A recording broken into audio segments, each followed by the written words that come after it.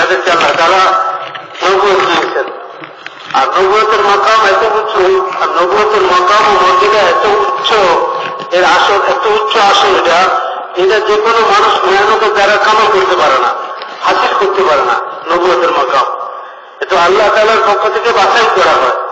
আল্লাহ যাকে চান তাকে নবুয়তের কাজের জন্য বাছাই করেন, ইন্তেখাব করেন, এবং তাকে আল্লাহ নবুয়ত দান করেন।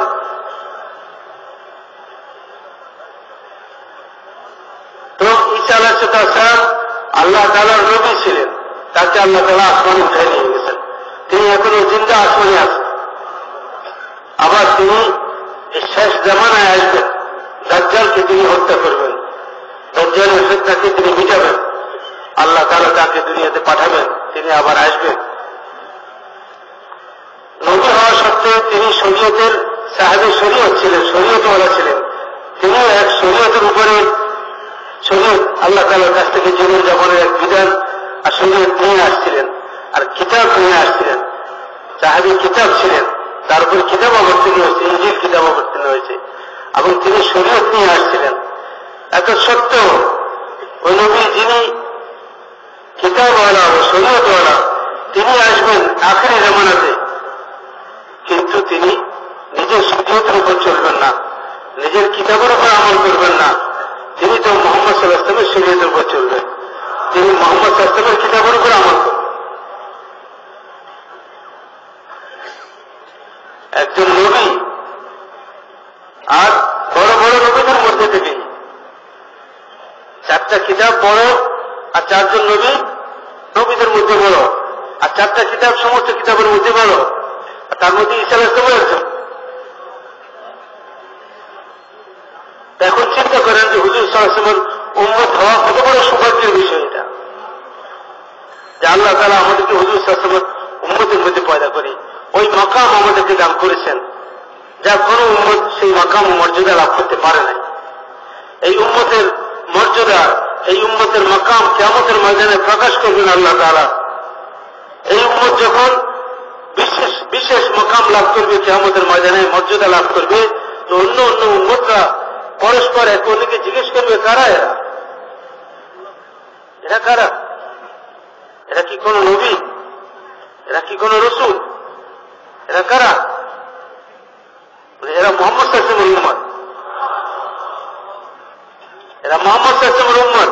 এদেরকে এমন এক কাম দেওয়া হয়েছিল যে কাজের কারণে তারা নবী হওয়ার উপক্রম হয়ে গিয়েছিল দুনিয়াতে, কারণ কারণ নবুয়ত তাদেরকে দেওয়া হয়েছিল, তাদের দায়িত্ব দেওয়া হয়েছিল, তাদের জিম্মেদারি দেওয়া হয়েছিল যে তারা নবুয়তওয়ালার কাজ করবে, যদিও তারা নবী না। আল্লাহ তাআলা জাল্লা জালালুহু আম্মা নওয়ালুহু কিয়ামত পর্যন্ত মানব জাতির জন্য হেদায়েতের মেহনত দিয়ে মুহাম্মদ সাল্লাল্লাহু আলাইহি ওয়াসাল্লামকে রহমত স্বরূপ মানব জাতির প্রতি পাঠাইছেন। তিনি শুধু আরবের নবী নন, তিনি শুধু আজমের নবী নন, তিনি সমগ্র দুনিয়ার সমস্ত মানব জাতির নবী। তিনি ফেরেশতাদেরও নবী, তিনি নবীদেরও নবী। নবীরাও মুহাম্মদ সাল্লাল্লাহু আলাইহি ওয়াসাল্লামের নবুয়তের উপরে ঈমান এনেছে। আগেকার কিতাবগুলোর মধ্যে আল্লাহ তাআলা খবর দিয়েছেন যে একজন আখিরি নবী আসবেন, যার এই এই সিফাত ও গুণাবলী হবে, আর যার এই এই পরিচয় হবে। আর আম্বিয়া আলাইহিস সালাম না দেখে আল্লাহ তাআলার খবর উপর তারা এর উপর ঈমান এনেছেন। আমার তারা তাদের উম্মতদেরকে বাশারের সুসংবাদ দিয়ে গেছেন।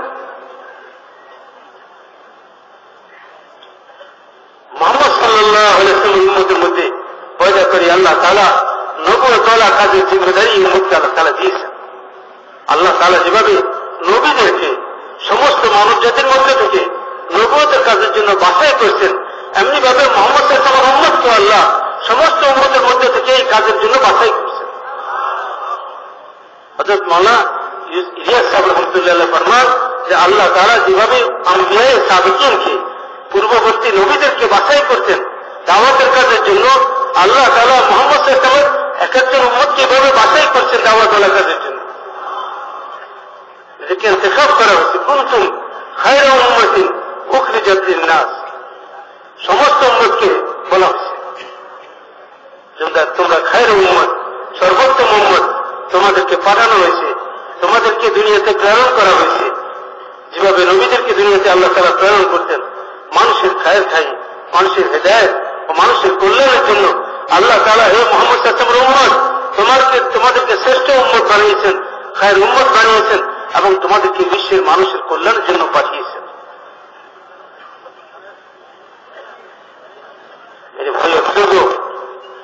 এই কাজের যে মূল্যায়ন করা আর এই কাজের কদর করা বহুত জরুরি। যদি অবমূল্যায়ন হয়, এই কাজের যদি মূল্যায়ন করা না হয়, ভয় আছে যে কাম থেকে আমরা মাহরুম না হয়ে যাই। যে এই কাজের কদর করবে আর এই কাজের মূল্যায়ন করবে, আল্লাহ তাআলা তাকে এই কাজের মধ্যে আগে বাড়াবে, সে আগে বাড়তে থাকবে। সাহাবায়ে কেরাম এই দাওয়াতের কাজের মূল্যায়ন করছিলেন।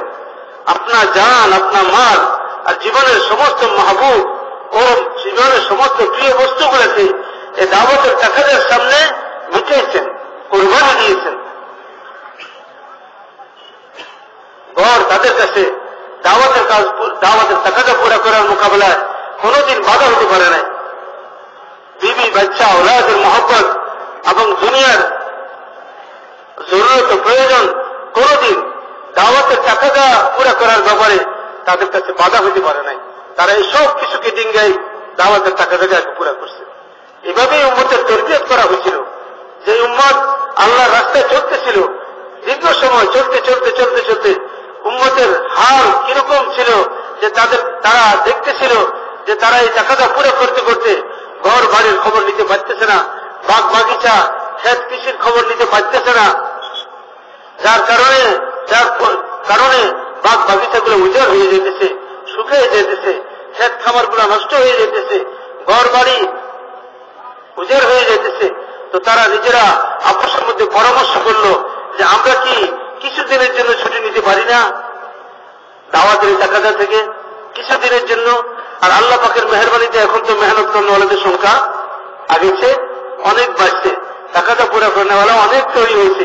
আমরা এখন এই ফাঁকে যদি একটু অল্প সময়ের জন্য, বেশি লম্বা সময়ের জন্য না, যাইয়া একটু ঘর বাড়িগুলো ঠিকঠাক করে দিয়ে আসলাম, বাগ বাগিচাগুলা গুছিয়ে দিয়ে আসলাম, এতটুকু শুধু তারা নিজেদের মধ্যে পরামর্শ করছে যে আমরা রাসূলুল্লাহ সাল্লাল্লাহু আলাইহি ওয়াসাল্লামের কাছে যাই, ছুটি নেই। আর তারা রাসূলুল্লাহ সাল্লাল্লাহু আলাইহি ওয়াসাল্লামের কাছে যাওয়ার আগে আসমান থেকে আয়াত অবতীর্ণ হয়েছে, এই ঈমানওয়ালারা নিজের হাতে নিজেদেরকে ধ্বংসের মধ্যে ফেলিও না,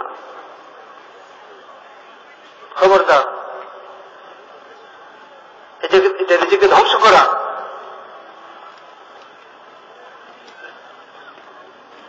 এটা নিজেকে ধ্বংস করা হবে। দিনের টাকাটাকে পিছনে রাখা, দুনিয়ার টাকাটাকে আগে রাখা।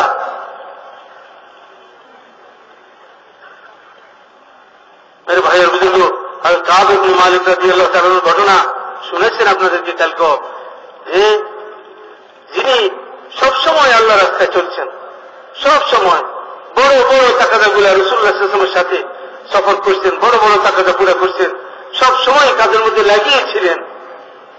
ওনার মতো আরো দুইজন সাহাবী মদিনা মুনাওয়ারাতে, তিনজন, যখন এই তিনজনের সচ্ছল অবস্থা ছিল, কোন অবমাননাও ছিল না, দুনিয়াবী কোন বাধা বিপত্তিও ছিল না, কোন রোকাওয়াটও ছিল না। তবুকের জিহাদের তাকাদা ছিল, অথচ সেখানে জিহাদ সংগঠিত হয় নাই, জিহাদ সংগঠিত হয় নাই, দুশমন আসে নাই মোকাবেলার জন্য। এনারা প্রত্যেকে চিন্তা করছিলেন যে আমাদের তো যাইতে কোনো বাধা নাই এই টাকাটা পুরা করতে, কেননা পূর্বের যে কোনো অবস্থা থেকে এখন আমাদের অবস্থা অনেক সচ্ছল, যাবো যাচ্ছি একটু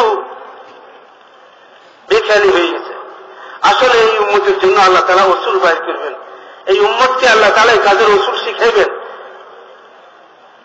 এখানে মেহনতের তরিকা শিখাবেন উম্মতকে। তাই সাহাবাদেরকে যেসব ঘটনাগুলো ঘটাইছেন আল্লাহ তাআলা, সাহাবাদের উপরে সমস্ত হালাতগুলো আল্লাহ তাআলা আনছেন।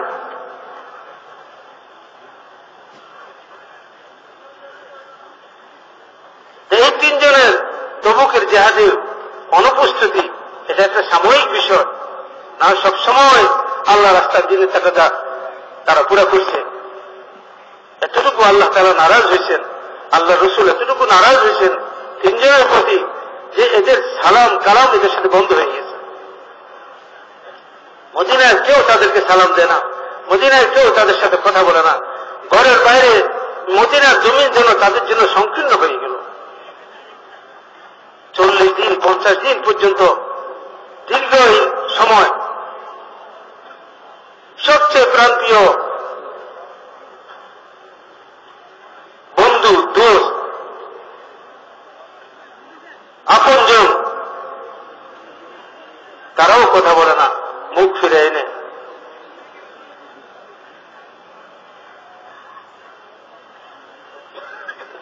এমনকি এর ভিতর দিয়ে নাসারানি ঈসাই বাদশার পক্ষ থেকে কাব ইবনে মালিক রাদিয়াল্লাহু আনহু নামে চিঠি এসে গেল যে আমরা শুনতে পাচ্ছি তোমাদের নবী, তোমাদের সাথী তোমাদের উপরে জুলুম করতেছে। ঠিক আছে, তোমরা আমাদের রাজত্বে চলে আসো, আমাদের ধর্মে চলে আসো, আমরা তোমাদেরকে প্রশস্ততা দিব, সুযোগ সুবিধা দিব। মালিক কাব ইবনে মালিক রাদিয়াল্লাহু আনহুর চোখে পানি এসে গেল। হায় দুর্ভাগ্য, এক বিপদ এমনি অস্থির, আবার আরেক বিপদ আসি উপস্থিত হল। এক বিপদের ভিতর দিতে বুঝাইতেছি, আর এক বিপদ আসলে এই যে বাতিল আমাদের প্রতি এখন দাওয়াত দিতেছে, বাতিল আমাদেরকে টানতেছে।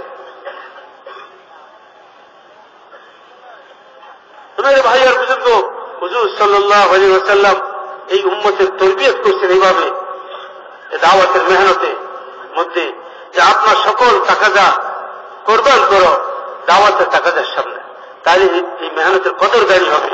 আর যদি এই মেহনতের কদর করো, এই মেহনতের মূল্যায়ন করো, আল্লাহ তাআলা তোমাদেরকে যে মাকাম দিয়েছে এর যদি মূল্যায়ন করো, তো আল্লাহ তোমাদের মূল্যায়ন করবেন, আল্লাহ তোমাদের মূল্যায়ন করবেন। আর আল্লাহ যার মূল্যায়ন করে, দুনিয়ার কেউ তারে অপমান করতে পারে না, তাকে জলিল করতে পারে না। আল্লাহর দৃষ্টিতে যার মূল্যায়ন আছে। সাহাবারা যখন এই দাওয়াতের কাজের জিন্দিগির সর্বস্তরে এই দাওয়াতের কাজের মূল্যায়ন করলেন সর্ব অবস্থায়, তো আল্লাহ তাআলার নজরে সাহাবাদের মূল্যায়ন ছিল, সাহাবাদের মূল্যায়ন ছিল লাউ আকসামা বিল্লাহি লা আবাররাহুল্লাহ, যে তারা যদি কোনো বিষয় কসম দিয়ে বসত, কোনো বিষয় কসম খেয়ে বসত, যে আল্লাহর কসম দিয়ে বসত, তো আল্লাহ তাআলার জন্য ওয়াজিব হয়ে যেত তার কসম পুরো করে দেওয়া। এবং সাহাবাদের মধ্যে এমন এমন ব্যক্তিরা ছিল যারা এই ব্যাপারে প্রসিদ্ধি লাভ করছিল যে এরা মুস্তাজাবুদ দাওয়াত, এরা কি মুস্তাজাবুদ দাওয়াত, এদের দোয়া আল্লাহ তাআলার কাছে কবুল। যখনই কেউ পরেশানি করতো বলতে যাও অমুককে দিয়ে দোয়া করাও। যখন কোনো বড় মাসলা সমস্যা আসতো তো বলো অমুককে বলো দোয়া করার জন্য। আমির সাহেব তার সাথীকে বলতেছে যে তাকে বলো দোয়া করার জন্য, আমাদের এখন পানির অভাব, আমরা শত্রুদের পরিবেষ্টিত হয়ে গেছি, আমাদের এখন এই অবস্থা, তাকে বলো দোয়া করার জন্য। আর সে হাত উঠাইতো, আল্লাহ তাআলা তার হাতকে খালি ফিরেছেন না। এই উম্মত আল্লাহ তাআলার নজরে এই উম্মতের বড় মূল্য ছিল। কখন? যখন উম্মত এই দাওয়াতকে জিন্দেগির মাকসাদ বানাইয়া আর উম্মত হওয়াটাকে আল্লাহ তাআলার কাছ থেকে বহুত বড় মর্যাদা ও মুকাম মনে করতেছিল যে আল্লাহ তাআলা আমাদেরকে হুজুর সাল্লাল্লাহু আলাইহি ওয়াসাল্লামের উম্মতের মধ্যে পয়দা করছেন এবং হুজুর সাল্লাল্লাহু আলাইহি ওয়াসাল্লাম ওয়ালা মেহনত, নবীওয়ালা মেহনত আল্লাহ তাআলা আমাদেরকে দান করছেন। এই মেহনতের মূল্যায়ন করতেছিল আর মেহনতের তাকাদাগুলাকে সর্বপ্রকার তাকাদাগুলাকে, সব রকমের তাকাদাগুলাকে কুরবানির সাথে পুরা করতেছিল। এবং এই মেহনতকে আম্বিয়া রাসূল ওয়ালা সিফাতের সাথে, হুজুর সাল্লাল্লাহু আলাইহি সিফাতের সাথে, সাহাবা ওয়ালা সিফাতের সাথে উম্মত এই মেহনতকে পুরা করতেছিল। খালি মেহনতের নামে, দোস্ত আর বুজুর্গ রাষ্ট্র তালিমের নামে, চিল্লা 3 দিনের নামে, 72 ঘন্টা আর 2.5 ঘন্টার নামে ঘুরে ঘুরে তো একটা মেহনত নয়। মেহনত একটা জিন্দিগি, মেহনত একটা জিন্দিগি।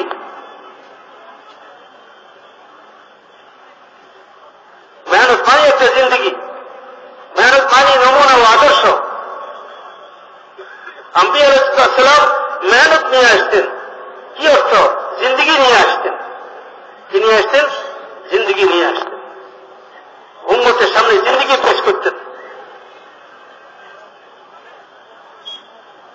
আর উম্মতকে এই জিন্দিগির দিকে দাওয়াত দিতেন। জিন্দিগির উপরে নিজেরা চলনেওয়ালা হইতেন, 100% নিজেরা চলনেওয়ালা হইতেন। আম্বিয়া আলাইহিস সালামদের দাওয়াত আর ওনাদের জিন্দিগির মধ্যে কোন ফরক ছিল না কখনো। ইয়া কওমি ইত্তাবিউল মুরসালিন ইত্তাবিউ মান লা ইয়াসআলুকুম আজরান ওয়া হুম মুহতাদুন। হে আমার কওম, ওই সমস্ত লোকদের অনুসরণ করো, এরা পবিত্র লোক, এরা ভালো লোক, এরা ন্যায়বান লোক, এরা অনুসরণীয় লোক, এরা অনুকরণীয় লোক, এদের অনুসরণ করো, এদেরকে মাইনে চলো। এরা তাদের মেহনতের বদলা কারো কাছে চায় না, কিছুই চায় না, এবং এরা যা বলে তা নিজেরা করে দেখায়। এদের জিন্দিগি, এদের বয়ান, এদের তকরির, এদের ফিকির, এদের মেহনত আর এদের জিন্দিগির মধ্যে কোনো ফরক পাওয়া যাবে না। এদের জিন্দিগি আর এদের মেহনতের মধ্যে কোনো পার্থক্য নাই। এদের জিন্দিগি দেখো মেহনত বুঝে আসবে, এদের মেহনত দেখো তো জিন্দিগি বুঝে আসবে, এদের দাওয়াত বুঝে আসবে।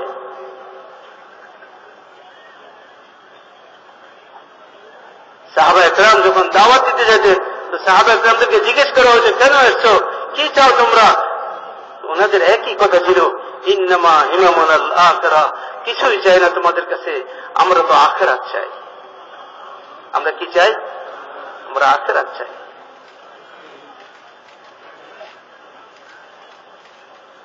এবং তারা নিজেদের জিন্দিগিকে নমুনা হিসেবে পেশ করতেন। দায়ী দিলের মধ্যে মখলুকে খোদার দরদ থাকে, সমস্ত নবীদের দিলের মধ্যে মখলুকে খোদার প্রতি দরদ ছিল। কি করে মখলুকে খোদা হেদায়েত পেয়ে যায়? গুমরাহির মধ্যে পড়ে আছে, নাফরমানির মধ্যে ডুবে আছে, জানে না জিন্দিগির মাকসাদ ও উদ্দেশ্যকে, জানে না কে তাকে পয়দা করেছে, জানে না কোথা থেকে সে এসেছে, কোথায় সে যাবে, তার মন্দির সম্পর্কে সে কিছুই জানে না। এই দুনিয়াকে জিন্দিগির মাকসাদ বানায় নিয়েছে, এই দুনিয়ার লোক চাকচিক্য, এই দুনিয়ার ভোগ বিলাসিতার আসবাব, এই দুনিয়ার ভোগ বিলাসী জীবন, এগুলোকে সে নিজের জীবনের উদ্দেশ্য বানায় নিয়েছে। ভালো খাবার, ভালো কাপড়, ভালো গাড়ি, ভালো বাড়ি, ব্যাংক ব্যালেন্স আর ক্ষমতা, শক্তি, প্রভুত্ব, এগুলোই যেন তার জিন্দিগির মাকসাদে পরিণত হয়ে গেছে। আর তার ধারণা যে মৌত মানুষের জীবনকে শেষ করে দিয়ে এরপর আর কিছুই নাই, এরপরে আর কিছুই নাই, মরে যাব, মাটি হয়ে যাব, শেষ হয়ে যাব, মিশে যাব, এতটুকুই তার, আর কিছুই তার সামনে নাই। হায় জাহিল ইনসান, যে অজ্ঞ ইনসান, যে হেদায়েত থেকে বঞ্চিত গুমরাহ ইনসান যদি এইভাবে জিন্দিগি চালায় তো এক ভয়াবহ অবস্থা তাদের সামনে অপেক্ষা করতেছে, যা কোনোদিন কল্পনাও করতে পারবে না তারা। এক ভয়াবহ আযাব আর ভয়াবহ আগুন তাদের জন্য অপেক্ষা করতেছে। মৌতের শুধু দেরি, মৌত হবে সাথে সাথে ওই আগুনের মধ্যে এসে পড়বে। এক সাহাবী ইসলামে দাখিল হওয়ার ঘটনা তিনি বলতেছেন এভাবে, যে জাহেলিয়াতের যুগে আমার আব্বা মূর্তি পূজক ছিল, আমাকেও তিনি বাধ্য করতেন মূর্তি পূজা করার জন্য, তা আমার কাছে ভালো লাগতো না। অনেক লোক সমাজের মধ্যে এরকম আছে, নামাজ কোনো কিছুই বড় নাই, কিন্তু সৎ কাজ, ভালো কাজ, ন্যায় কাজ আর সত্য কথা বলা, এগুলো অনেক গুণাবলী তাদের মধ্যে আছে। একটু মেহনত করলে এসব লোকগুলো হকের দিকে চলে আসে, মেহনতের দিকে চলে আসে। তো একদিন তার ভিতরে হক ও সত্য তালাশের একটা আগ্রহ ছিল। রাত্রে ঘুমাইছে, ঘুমের মধ্যে দেখে বিশাল অগ্নিকুণ্ড, এত বড় অগ্নিকুণ্ড সে জীবনে কোনোদিন দেখে নাই। আগুনের এই লেলিহান শিখা জীবনে সে কোনোদিন দেখে নাই, তো বিশাল আগুন। আর দেখতেছে পিছন দিক থেকে তার বাপ তাকে গলায় ধাক্কা দিয়া ওই আগুনের দিকে ধাক্কা দিতে, তাকে আগুনের দিকে নিয়ে যেতেছে, আর অনুভব করতেছে কেউ যেন কোমর ধরে পিছনের দিকে টানতেছে বাঁচাবার জন্য। বাপ কি করতেছে? গলা ধাক্কা দিয়ে আগুনে ফেলতে যেতেছে, আর কেউ যেন কোমর ধরে পিছনের দিকে আগুন থেকে বাঁচাবার জন্য টানতেছে তাকে। পিছনে ফিরে দেখে মুহাম্মদুর রাসূলুল্লাহ সাল্লাল্লাহু আলাইহি ওয়াসাল্লাম। তিনি চাচ্ছেন আগুনে না পড়ুক সে, আর তার মেহনতের উদ্দেশ্য তো এটাই ছিল, মানুষকে আগুন থেকে বাঁচাবো। ঘুম থেকে জেগে গেছে, হযরত আবু বকর রাদিয়াল্লাহু আনহুর কাছে আসি, নিজের স্বপ্ন বর্ণনা করলো। হুজুর, হযরত আবু বকর রাদিয়াল্লাহু আনহু বললেন, ভাই স্বপ্নের তাবির স্পষ্ট, স্বপ্নের তাবির স্পষ্ট, মূর্তি পূজা ছেড়ে দাও, তোমার বাপের তরিকায় যদি চলো জাহান্নাম হবে পরিণতি, মুহাম্মদ সাল্লাল্লাহু আলাইহি ওয়াসাল্লাম যেদিকে ডাকতেছে সেদিকে আসো, জাহান্নাম থেকে বাঁচার এটাই রাস্তা। মুহাম্মদ সাল্লাল্লাহু আলাইহি ওয়াসাল্লামের কাছে বলছে, হুজুর সাল্লাল্লাহু আলাইহি ওয়াসাল্লামের কাছে গিয়ে বলছে এবং ইসলাম কবুল করছে। মেরে ভাই আর বুজুর্গ, নবীদের অন্তরের মধ্যে মানুষের প্রতি ছিল দরদ। তিনি বলেন, তোমরা তো প্রতিযোগিতামূলক জাহান্নামের দিকে ঝাঁপাইতেছ, আর আমি তোমাদের কোমর ধরে ধরে টানতেছি বাঁচাবার জন্য, যে না পড়িও না, পড়িও না, এই আগুন, এই বিশাল আগুন, বিশাল ভয়াবহ আগুন।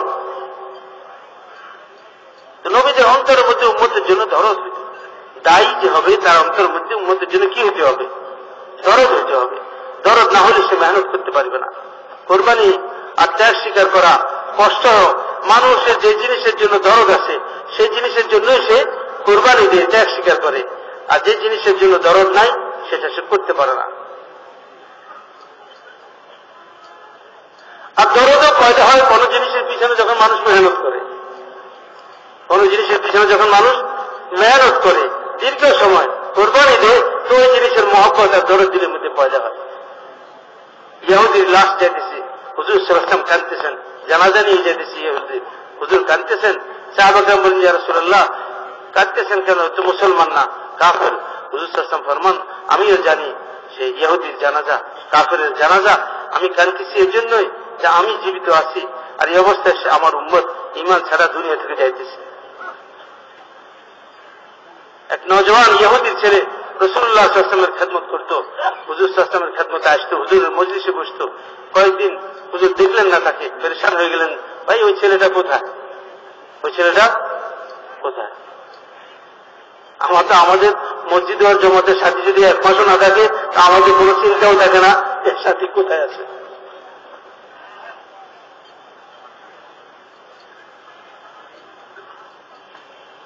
তো বললো যে রাসূলুল্লাহ তো অসুস্থ, বলে চলো যাই দেখি আসি। এক ইহুদির ছেলের ইয়াদত করার জন্য যাইতেছেন মুহাম্মদ সাল্লাল্লাহু আলাইহি ওয়াসাল্লাম এবং সাথীরা। যাই দেখলেন যে মৃত্যুর যন্ত্রণায় আক্রান্ত সে। উনি তার মাথার কাছে বসলেন আর বললেন যে তুমি বলো, সাক্ষ্য দাও আল্লাহ ছাড়া কোনো মাবুদ নাই, আর হযরত মুহাম্মদ সাল্লাল্লাহু আলাইহি ওয়াসাল্লাম আল্লাহ তাআলার রাসূল, ঈমান আনো এই কথার উপরে সাক্ষ্য দাও। তো সে বাপের দিকে তাকাতেছিল।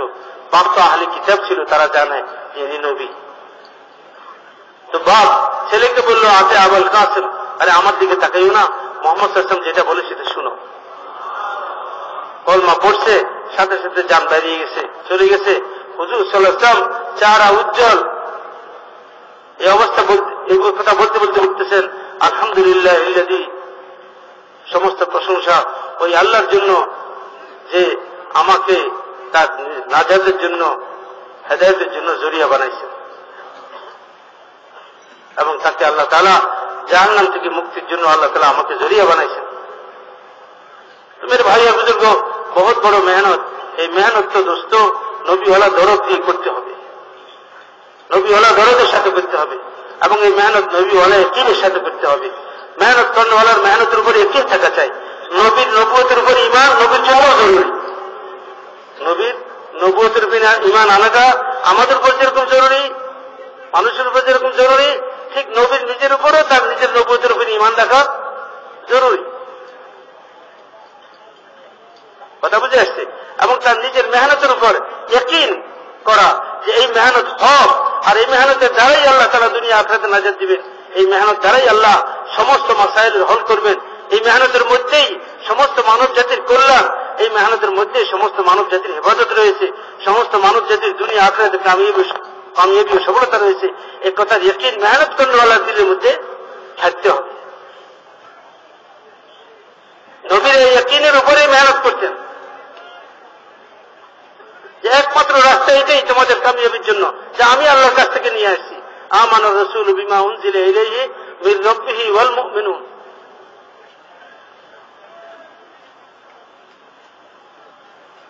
এবং দোস্ত, দায়ীর দিল আল্লাহ ছাড়া সমস্ত মখলুকের থেকে খালি হইতে হবে।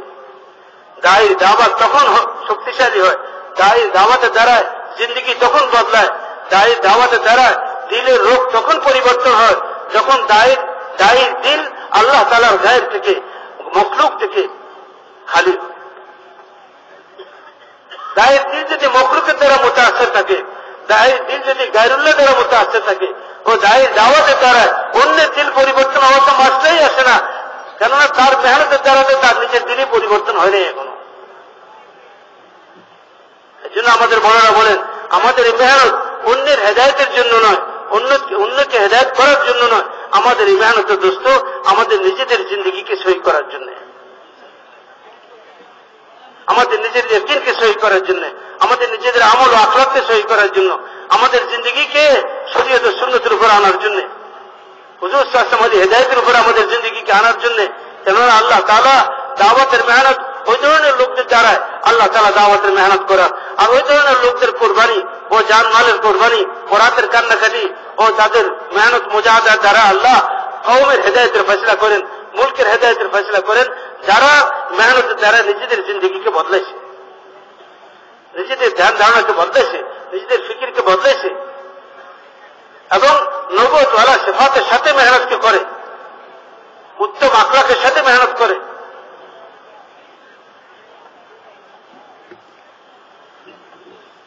দ্বীন তার জিন্দগির মধ্যে আছে। দ্বীনের 5টা শোভা উলামায়ে কেরামদেরকে আল্লাহ জাযায়ে খায়ের দেন। কোরআন ও হাদিস থেকে ইসলামের মৌলিক বিষয়গুলোকে 5 ভাগে ভাগ করে দিয়েছেন। ঈমান ও ঈমানিয়াত, ইবাদত, মুআমালাত, মুআশারাত, আখলাক, 5টা ভাগে ভাগ করে দিয়েছেন। এই 5টা বিষয়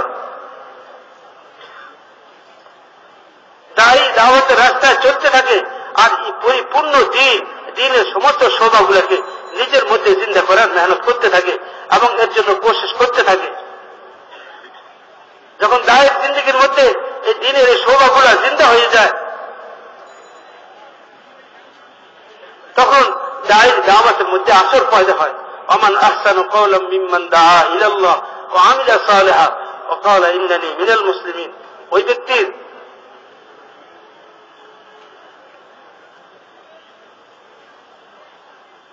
দিনদারির চাইতে কার দিনদারি বড় হতে পারে? ওই ব্যক্তির দিনদারির চাইতে কার দিনদারি বড় হতে পারে, উত্তম হতে পারে? যে মানুষকে আল্লাহ তাআলার দিকে দাওয়াত দেয়, অর্থাৎ যে দায়ী হয় সে দিনদার হয়, যে দায়ী হয় দিনদার হয়, আর খালি সাধারণ দিনদার হয় না, সর্বোত্তম দিনদার হয় সে। তার দিনদারিটা উত্তম দিনদারি, তার দিনদারিটা নমুনা হয়, তার দিনদারি দেখা মানুষের মধ্যে দিনের উপর চলার শখ পয়দা হয়। একজন আমেরিকান আর্মি, সে মুসলমান হয়ে গেছে, তাকে জিজ্ঞেস করা হলো তুমি কেন মুসলমান হইলা? কে তোমাকে ইসলামের কথা, ইসলাম তোমাকে ইসলামের দাওয়াত দিয়েছে, ইসলাম সম্পর্কে তোমাকে তোমার মধ্যে উৎসাহ আগ্রহ পয়দা করেছে, যার কথার দ্বারা পয়দা হয়েছে? সে বলল যে না, আমাকে কেউ দাওয়াত দেয়নি, আমাদেরকে একবার এক অভিযানে সরকার আমাদেরকে পাঠাইছে এবং সেটা ছিল সমুদ্রপথ দিয়ে আমরা পানি জাহাজে, বড় স্টিমার নৌবাহিনীর জাহাজে আমরা যাইতেছিলাম। তো যাইতে যাইতে আমরা ওই এলাকার মধ্যে যখন পৌঁছি, ওই এলাকার কুল গ্যাসে যখন জাহাজ চলতেছিল, তখন ছিল শেষ রাত্রি বা মধ্যরাত্রি ছিল। সব সাথীরা ঘুমাই গেছে, কেউ কেউ জাগরণ আছে, আমিও জাগ্রত ছিলাম। আমি বাইরের দৃশ্য অবলোকন করতেছিলাম, দেখতেছিলাম। তখন দেখলাম যে একটা লোক, আমি তো জানি না এটা কি আমল, ইসলামের কোন আমল, বাকি এলাকা ছিল মুসলমান এলাকা। একটা লোক সে শুকনায় জমিনের উপরে দাঁড়ানো, আর দীর্ঘ সময় সেভাবে দাঁড়িয়ে আছে, যেমন কোন অপরাধী, কোন অসহায়, কোন বড় শক্তিশালী মালিক ও প্রভুর সামনে দাঁড়াই আছে, এবং মনে হয় যেন তার শরীরের মধ্যে কোনো প্রাণ নাই, কোনো নড়াচড়া নাই। দীর্ঘ সময় আমি এটা অবলোকন করলাম। এরপর সে ঝুঁকলো, আর সেটাও দীর্ঘ সময় অত্যন্ত বিনয় সহকারে। এরপরে সে আবার উঠে দাঁড়ালো, লম্বা সময় বিনয় সহকারে। আমি দেখতেছিলাম, কারণ জাহাজ অতিক্রম করতে জায়গাটা অনেক সময় লাগতেছে। তারপরে তার এইভাবে মাথা জমিনে রাখা, উঠা, জানি না এগুলা যে ইসলামের ইবাদত, মুসলমানদের ইবাদত, এটা আমার জানা নেই। কিন্তু তার এই অবস্থা এবং তার ভিতরের অবস্থাটা আমি জানি না, তার বাইরের অবস্থায় প্রমাণ করতেছে যে তার ভিতরে কি অবস্থা। তো এটা আমার জীবনের উপরে এক বড় প্রভাব ফেলল। যে কোন শক্তি যার সামনে মানুষ এভাবে কেউ নাই, এখানে সুনসান এলাকা, কোন মানুষ নাই, কিছুই নাই। যদি কোনো পুলিশ থাকতো, আর্মি থাকতো, হয়তো তার ভয়ে হয়তো কিছু করতেছে, এরকম কিছুই না। তো এইটা আমার জীবনের উপরে, আমার দিলের উপরে প্রভাব ফেলছে। এরপরে আমি খোঁজ খবর নিয়েছি, জানছি, তারপরে জানলাম যে এটা মুসলমানদের এক বিশেষ ইবাদত, যার নাম নামাজ। এটা জানার পরে আমি মুসলমান হয়ে যাই। এর মুহতারাম দোস্ত, দায়ীর জিন্দিগি উত্তম আদর্শ হয় ইবাদতের লাইনে, মুআমালাতের লাইনে, মুআশারাতের লাইনে, আখলাকের লাইনে, হার লাইনে দায়ী আদর্শ হয়। এখনো দোস্ত পর্যন্ত উম্মত দাওয়াতের ওই সিফাত বহু আগে হারিয়ে ফেলছে, যে সিফাতের সাথে সাহাবা একরাম এই মেহনত করতেন। আর সারা দুনিয়াতে তাদের মেহনতের বদলায় আল্লাহ পাক দিনকে দুনিয়াতে চিন্তা করছেন, কওম ও জাতিকে আল্লাহ তাআলা হেদায়েত দিয়েছেন, সারা দুনিয়াতে আল্লাহ হেদায়েতের হাওয়া চালাইছেন। আজ দোস্ত বুজুর্গ উম্মত দাওয়াতের ওই মেহনত থেকে বিচ্ছুত হয়ে গেছে। ইজতিমাই ভাবে, সমষ্টিগত ভাবে উম্মতের মধ্যে আজকে দোস্ত বুজুর্গ এই দাওয়াত মিটে গেছে, যার পরিণতিতে যে উম্মত আল্লাহ পাকের কাছে সবচেয়ে বেশি প্রিয় ছিল, যে উম্মতের আল্লাহর কাছে মুকাররব ছিল, আল্লাহ তাআলার কাছে মকবুল ছিল, যে উম্মতের আল্লাহ তাআলার দৃষ্টিতে মূল্যায়ন ছিল, এই উম্মত যা চাইছে আল্লাহ তাআলা সেটা করে দিয়েছেন। আল্লাহ তাআলা এই উম্মতকে হার হারে হেফাজত করেছেন, আল্লাহ মদত করেছেন এই উম্মতকে। মাঠে ময়দানে জঙ্গলে যেখানে ছিল আল্লাহ তাআলা সাহায্য প্রাপ্ত ছিল। কি পুরুষ আর কি মেয়ে, কি বাচ্চা, কি বুড়ো, হার তবকা আল্লাহ তাআলার খাজানা থেকে ফায়দা উঠে দিয়েছিল। আল্লাহ তাআলার সাহায্য প্রাপ্ত তাদের জিন্দিগির মধ্যে আল্লাহ পাকের সাহায্য তারা পাইতেছিল। কিন্তু দোস্ত আর বুজুর্গ, যখন উম্মতের হাত থেকে দাওয়াত ছুটে গেল, ইজতিমাই ভাবে এই নববী তরিকায় দাওয়াতের মেহনত উম্মত ছেড়ে দিল, তো আজ উম্মত আল্লাহ পাকের নুসরত মদদ থেকে বঞ্চিত হয়ে গেছে। শুধু বঞ্চিত হয়নি, বরং উম্মত আজকে বাতিলের শিকার হয়ে গেছে। আজ বাতিলের শিকার হয়ে গেছে উম্মতের জিন্দিগি এরকম ছিল, উম্মতের মেহনতের ফলাফল আর নতিজা এরকম ছিল, যেখানে এই উম্মতের আবাদি ছিল, উম্মতে মুসলিমার আবাদি ছিল, সে আবাদি এত পাক সাফ ছিল, এত পাক পবিত্র ছিল। সেখানে কোন কাফের যদি আসতো তো অল্প সময়ের মধ্যে ওর ভিতরের দুনিয়া বদলাই যেত এবং সে বাধ্য হতো নিজের থেকে খুশিতে ইসলামের মধ্যে দাখিল হওয়ার জন্য তৈরি হতো, ইসলামের গণ্ডিতে আসার জন্য তৈরি হতো। আজ তো দোস্তা বুজুর্গ মেহনত আমাদের হাতছাড়া হয়ে যাওয়ার কারণে আজ আমাদের ঘর আমাদের হাতছাড়া হয়ে গেছে, আমাদের বাচ্চারা আমাদের হাতছাড়া হয়ে গেছে। আজ দোস্তা বুজুর্গ দ্বীনের উপর চলা আমাদের জন্য কঠিন হয়ে গেছে, শরীয়ত হিদায়াতের উপর চলা আমাদের জন্য কঠিন হয়ে গেছে মেহনত না থাকার কারণে। তাই দোস্ত বুজুর্গ, আল্লাহ তাআলা প্রথম যুগের এই হীরক খণ্ড আল্লাহ তাআলা এই উম্মতকে আবার দিয়েছেন। হযরত মাওলানা ইলিয়াস রাহমাতুল্লাহ আলাইহিকে জরিয়া বানায়া আল্লাহ তাআলা হিন্দুস্তানের বুক থেকে মেহনতকে আবার আল্লাহ তাআলা চিন্তা করেছেন এবং সারা দুনিয়াতে মেহনতকে আল্লাহ তাআলা ছড়াই দিয়েছেন। হযরত জি রাহমাতুল্লাহ বলতেন যে আমি এই মেহনতকে কারে নবুয়ত ইয়াকিন করি, কারে নবুয়ত হিসেবে বিশ্বাস করি, এটা একটা নবুয়তওয়ালা কাম। এই জন্য দোস্ত বুজুর্গ নবুয়তওয়ালা কাম নবুয়তওয়ালা সিফাতের সাথে, নবুয়তওয়ালা কাম নবুয়তওয়ালা কুরবানির সাথে, নবুয়তওয়ালা কাম নবুয়তওয়ালা তাআল্লুক মা আল্লাহর সাথে, নবুয়তওয়ালা কাম নবুয়তওয়ালা ইবাদত ও বন্দেগীর সাথে। কথা বুঝে আসতে পারে ভাই? নবীরা যেভাবে দাওয়াত দিচ্ছেন ইবাদত করতে हुए দোস্ত আর বুজুর্গ, আর আল্লাহ তাআলা ইয়াদ করতে हुए আল্লাহ পাকের হুকুম মতো নিজের জিন্দেগিকে আল্লাহ তাআলার হুকুম মতো ইস্তেমাল করতে हुए যেভাবে নবীরা এই মেহনতকে করেছেন, দোস্ত আর বুজুর্গ আমরাও যদি ওই তরিকায় মেহনত করি তাহলে ইনশাআল্লাহ আল্লাহ চাহে তো আল্লাহ পাক আমাদের এই মেহনতের বদলায় আমাদের জিন্দেগিও বানাই দিবেন, আমাদেরকে আল্লাহ তাআলা হেদায়েত দিবেন এবং तमाम ইনসানিয়তের হেদায়েতের জন্য আল্লাহ তাআলা রাস্তা খুলে দিবেন। এই জন্য দোস্ত আর বুজুর্গ নিয়ত করি, ইরাদা করি দোস্ত এই মেহনতকে জিন্দেগির মাকসাদ বানাইবো এবং মওত পর্যন্ত এই মেহনতকে হুজুর সাল্লাল্লাহু আলাইহি ওয়াসাল্লামের তরিকায়, সাহাবাদের তরিকায় আল্লাহ তাআলা তৌফিক দিয়ে আমাদেরকে শিখবার তৌফিক দিয়ে আমরা এই মেহনত এইভাবে করব যেভাবে तमाम নবীরা মেহনত করেছেন, হুজুর সাল্লাল্লাহু আলাইহি ওয়াসাল্লাম মেহনত করেছেন, সাহাবায়ে কেরাম যেভাবে মেহনত করেছেন আমরাও এইভাবে মেহনত করব। পুরা দুনিয়াকে মেহনতের ময়দান বানাইবো, কিয়ামত পর্যন্ত আনওয়ালা সমস্ত মানুষের হেদায়েতের নিয়ত করিয়া নিজের হেদায়েতের নিয়তের সাথে। কিভাবে? নিজের হেদায়েতের নিয়তের সাথে, নিজের ইসলাহের নিয়তের সাথে, নিজের সংশোধনের নিয়তের সাথে কিয়ামত পর্যন্ত আনওয়ালা সমস্ত মানুষ জাতির হেদায়েত ও সংশোধন ও ইসলাহ সামনে রেখা দোস্ত আর বুজুর্গ হুজুর সাল্লাল্লাহু আলাইহি ওয়াসাল্লামের তরিকায় ও সাহাবাদের তরিকাও তাদের জজবা এই মেহনতের মধ্যে ইনশাআল্লাহ আমি আগে বাড়িব, চলবো। যেভাবে বড়রা বরণ করার জন্য ওইভাবে মেহনত করবো, তাহলে ইনশাআল্লাহ এই মেহনত করানোওয়ালাদেরকে মেহনতই আগে বাড়াই দিবে, মেহনতই আগে বাড়াই দিবে। কেউ কাউকে আগে বাড়ায় না, কেউ কাউকে পিছনে হটায় না। মনে রাখেন এই মেহনতের মধ্যে কেউ কাউকে আগে নিয়ে যেতে পারে না, কেউ কাউকে তরক্কি দিতে পারে না, আর কেউ কাউকে জোর করে পিছনে সরাই রাখতে পারে না। মেহনত করানোওয়ালাকে আগে বাড়াই দে, আর মেহনত করানোওয়ালাকে পিছনে হটাই দে। আর কোরআন হুজ্জাতুল্লাহ আলাইকা, কোরআন তোমার পক্ষে সাক্ষী হবে, না হয় তোমার বিপক্ষে সাক্ষী হবে। এই কোরআন, এই ইলম, এই হেদায়েত, এই দ্বীন বহু জাতিকে উন্নত করেছে আর বহু জাতিকে অবনতির চরম সীমায় পৌঁছাই দিয়েছে। এর মহতরম দোস্ত বুজুর্গ, মেহনত যদি সহি তরিকায় হয়, মেহনত যদি ইখলাসের সাথে হয়, মেহনত যদি নববী তরিকায় হয়, তো দোস্ত বুজুর্গ ইয়াকিনান বলা যাবে যে মেহনত করনেওয়ালাকে আগে বাড়াই দিবে এবং আল্লাহ তাআলা তাকে কওমের ও জাতির হেদায়েতের জন্য আল্লাহ তাকে জরিয়া বানাবে এবং তার মেহনত কিয়ামত পর্যন্ত আনেওয়ালা মানুষের জন্য রাহনুমা হবে, পথপ্রদর্শক হবে।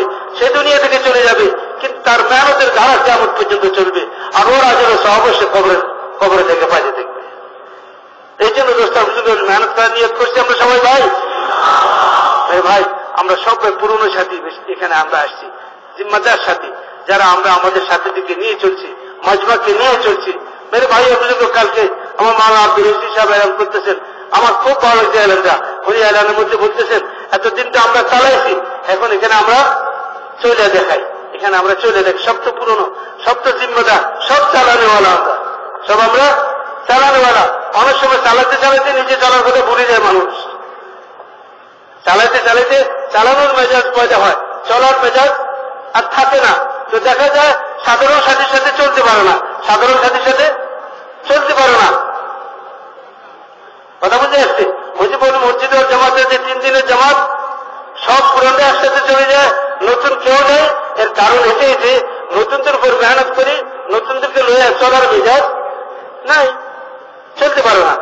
আমরা তো সব চালানোওয়ালা, কিন্তু এই 5 দিন আমরা এখানে চলনেওয়ালা, আমাদের চালানোওয়ালা যারা তারা আসছেন, এখন ওনারা আমাদেরকে চালাইবে, কথা বুঝে আসছে।